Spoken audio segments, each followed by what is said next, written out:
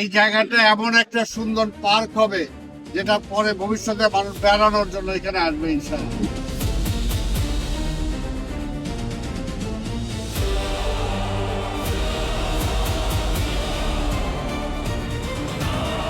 প্রকল্পটা আমরা শুরু করতে পারবো।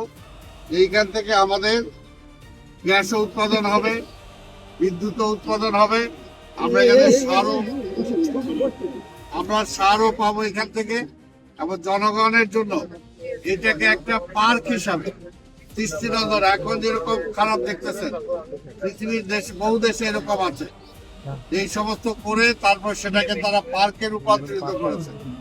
আমরা বিশ্বাস করি মাননীয় প্রধানমন্ত্রী তারেক রহমান যে নির্দেশ দিয়েছেন আমাদের, এবং আমাকে যদি আল্লাহ বাঁচিয়ে রাখে, যদি সময় দেয়, এই জায়গাটা এমন একটা সুন্দর পার্ক হবে যেটা পরে ভবিষ্যতে মানুষ বেড়ানোর জন্য এখানে আসবে ইনশাআল্লাহ। আমি এর জন্য সাময়িক যে আপনাদের অসুবিধা হচ্ছে এলাকার জনগণের, সেটার জন্য আমি আপনাদের কাছে ক্ষমা চাই, আপনাদের সহযোগিতা চাই, এবং কিছুটা সময় দেন যাতে আমরা এই কাজগুলো করতে পারি।